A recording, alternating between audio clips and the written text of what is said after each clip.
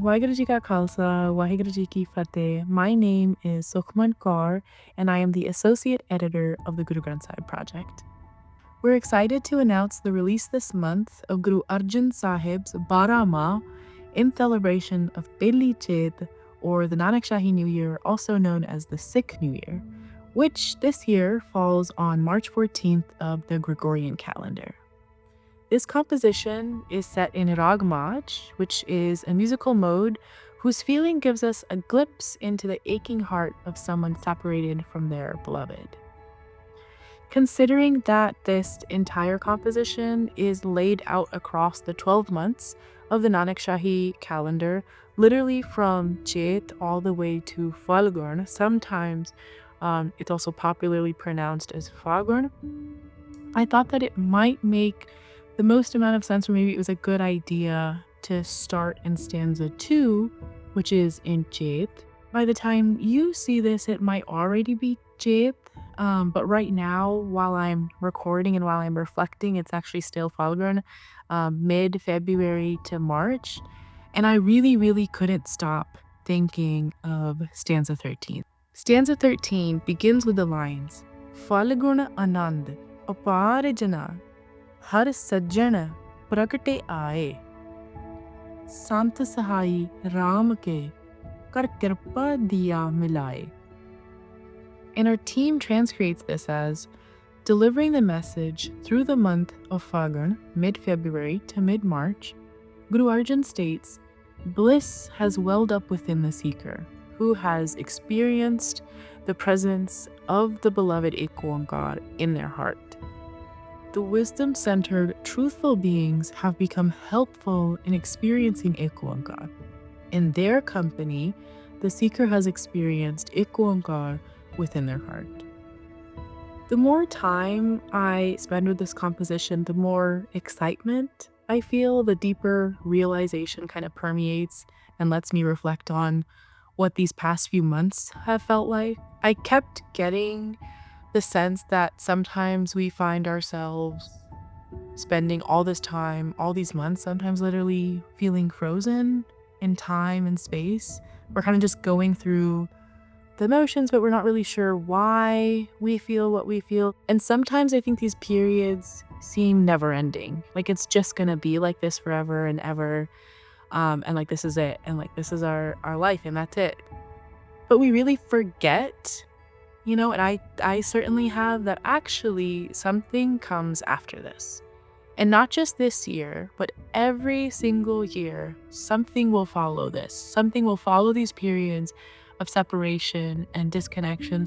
And that's the cyclical nature of the year. But really, like the cyclical nature of our human lives and even our patterns and our behaviors that Guru Arjan Sahib's Barah Maha uses as a framework to expand our thinking. It's kind of like a gentle nudge or a reminder of what comes after these profound periods of separation. The more time I sit with this composition, I keep returning to the relationship between separation and anticipation. The less I feel like I'm trying to make sense of my behavior in this kind of like frenzy of always trying to figure out why, and instead accepting that, okay, this is where I am right now. I want to be in a different place. I want to feel that connection. I have a desire for that connection. So what can I do instead? And the answer might feel a little bit paradoxical, but I think it's really important to sit with nonetheless. The spring season brings with it the promise of renewal and connection. And in this stanza, as we anticipate spring, we can understand this shift as a metaphor of our own inner landscape. This stanza is a reminder that at our core, we are born in eternal connection with IkOankar. But as we move through life, every cyclical year following the next, that awareness begins to fade. We forget that connection and we start to feel separated. And we feel it. We really feel that emptiness. We feel that unfulfillment. We feel that ache of separation sometimes even before we really have the words or the language to describe what's really going on in our minds, in our bodies, and in our hearts. But part of what makes this Barah Maha resonate so deeply is that language of the separated and yearning bride. We struggle alongside her. She gives voice and language to our separation and the disruption that we feel inside as we begin to become aware of that separation again. And I think it can be quite hard to accept, but so critically, especially in stanza 13, this separation we feel, though incredibly painful, isn't the obstacle. It's not really the obstacle to connecting. It's actually a part of our awakening in the first place. The bride embodies every one of us who struggles in separation, feeling that rupture within. Each season in the year's cycle mirrors the internal phases, and as the month passes, our longing deepens, and with it, our understanding of the true nature of separation grows. But it isn't just an abstract feeling. This composition really speaks to that universal human experience of feeling lost and disconnected, from the divine, as distractions pull us here and there away from our true nature, which is to connect with IkOankar, with the divine. But Barah Maha reminds me that there is something after this. There is something that comes after even just acknowledging that we're feeling separated. And what comes after it is awareness. And when awareness begins to take root in our consciousness, that's when connection sprouts. That's when we can begin to find connection with the divine. We find ourselves aligning with the divine, who in reality was always there, has always been there, and could never be alienated from us in the first place. I've stopped overanalyzing my every single word, my every single action. It's kind of the idea like we drop our shoulders, we unclench our jaws, and we just take a moment to trust that in time we will feel the grace of the one. And when we feel the grace of the one, it's through that grace that we find connection with the one, with IkOankar, with the divine.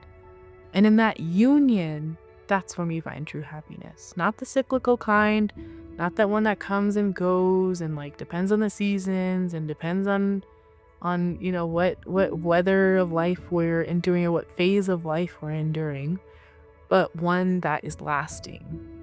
And that's when we really realize that actually separation wasn't really real.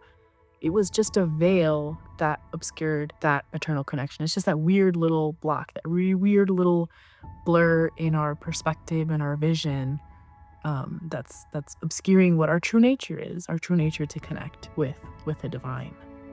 So if there's anything that I can leave you with to dwell on, it's that I'm not really entirely sure that we were ever really meant to weigh and exact and pass judgment on our deeds or even the deeds of others. In truth, I'm not really convinced that we have the perspective or the vision or the vastness yet that maybe it would take to assign value to our deeds and to our actions and to our behaviors and to our past. I think that can really only be done by the divine, by the one that transcends time and space and all these systems of logics and philosophies that we've built. And instead, I'm really focusing on, I'm really learning patience and resilience and persistence, and most importantly, really trust and the ability to surrender from the bride of Barah Maha. That's what I'm thinking of. That's who I'm learning from. That's how I'm learning to seek connection from the divine in a way that I think that I had certainly lost sight of. But I take a lot of comfort in having that seeker bride, that human bride of Barah Maha, Mahala Panjama, of this composition to give me company on this journey. So that's what I've been thinking about with this composition. I hope you all spend some time with it. As usual, there are word meanings and grammar, etymology. We have transcriptions, translations, transcreations, footnotes, and commentary for you all to explore with your loved ones and share and discuss. Thank you. Waheguru Ji Ka Khalsa, Waheguru Ji Ki Fateh.